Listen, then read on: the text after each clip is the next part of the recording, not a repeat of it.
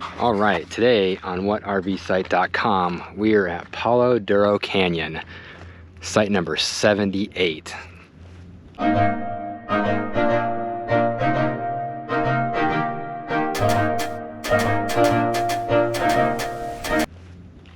Look at this view.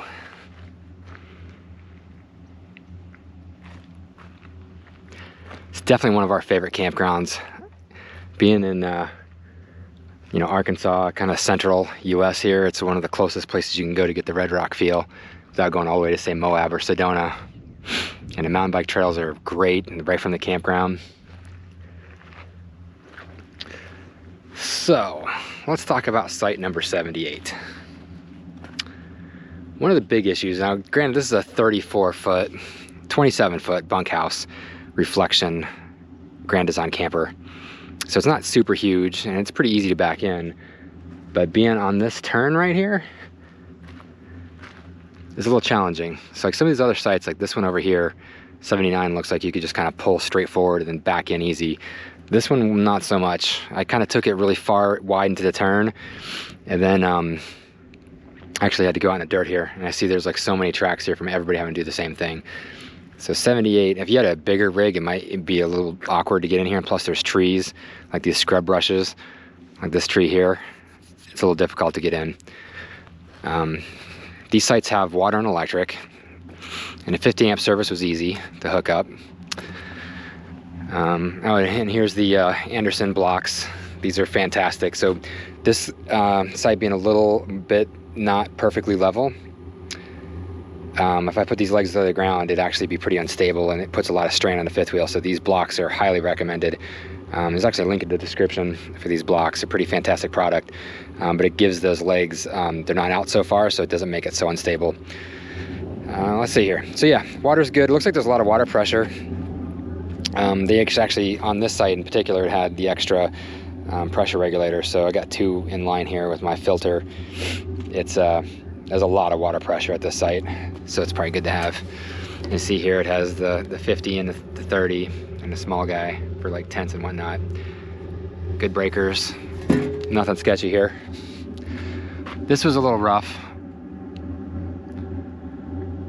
You gotta watch your slide, and you can see somebody's trying to hack this branch down a little bit, but if you need to get close to this stuff, like depending on where your hookups are, this tree's a little sketchy to get into.